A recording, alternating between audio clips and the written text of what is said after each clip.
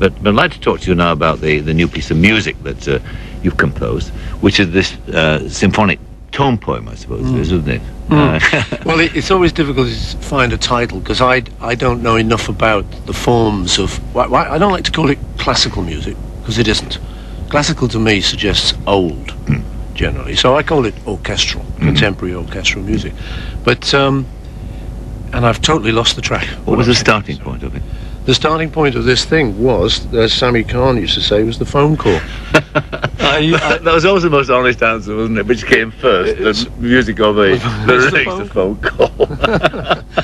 It's exactly true. EMI rang me up, and I think they'd heard that I was sort of looking for a commission. After I'd done a thing called the Liverpool Oratorio, I'd found I enjoyed it. And it was a stretch. I love music, and I love different forms of music. So to work with an orchestra was something very different for me and exciting. So I was looking forward to doing it again, but I was waiting for a commission. And Richard Littleton of EMI wrote to me and said, would you like to do something for our 100th anniversary in 4 years' time, 97? And I said, yes. Because 4 years was never going to come. It seemed so long ago. So I just said, yeah, immediately. I accepted his offer. And that was really the start of it. What about the business of creating, though? Because you've got no formal music training at all. You don't read music. No. So how do you go about then? Because it's different than just writing a little pop song, isn't it? I mean, yeah, it's a different it really canvas. is. It's like writing a novel as opposed to a short story. I think they're both as hard to do, but how I went about it is I always visualize the end product. I imagine myself in the Albert Hall. I knew there was to be an orchestra and a chorus if I wanted it.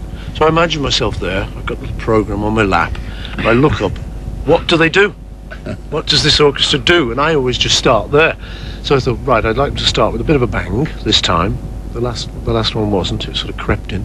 And I just imagine it from that. And I got a couple of ideas as to what I might want to do. One of them was that I'd go back in time. I'd go back to creation. So then I wanted a complete lack of artifice. So what I did was I stipulated that none of the musicians could finger their instruments. They could only use their bows in the case of the strings, or could sort of blow their trumpets like a bugle. They weren't allowed to finger. So I robbed them of their skills for the first couple of minutes. So I got little ideas like that, started putting those together and seeing if they worked. And once I was happy with that intro, I thought, okay, well now we'll give them back their skills. And it just developed like that. And along with that, I started to put together a couple of little piano sketches of melodies that might work into something. And then started to get a story, because the traditional way, as I learned as I went along, I'd say to people, well, what is a symphony? I'd go to the dictionary, look it up. You know, that's my way of going. My dad had always said that, is look it up, you know. So I go there, and it says something like a large-scale orchestral work. I said, well, that was no help. Didn't give me any clues at all. So I just started to kind of make it up, and then I thought, well, I need a story, because I'm going to need a framework, because I haven't written a novel, as it were, ever before, really.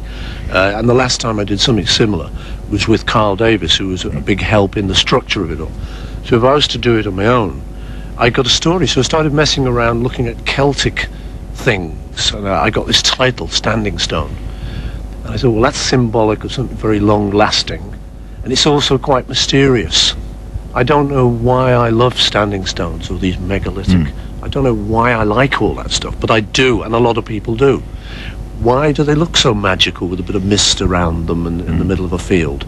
So I started to just investigate that for my own fun. And it led me along a kind of Celtic route. And then in the middle of that, I realised I was Celtic, having an Irish mum who came over when she was 11, and a dad who was Liverpool Irish, with the family went back to Ireland. Traditional Liverpool background, in the sense. Yeah, the great.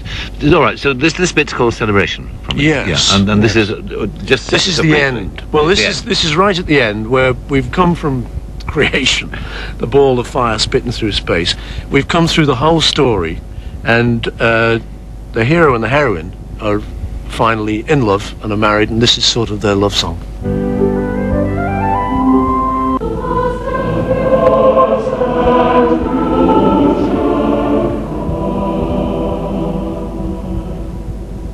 part of Standing Stone, Paul McCartney's latest work, which is to be heard at the Albert Hall on Tuesday.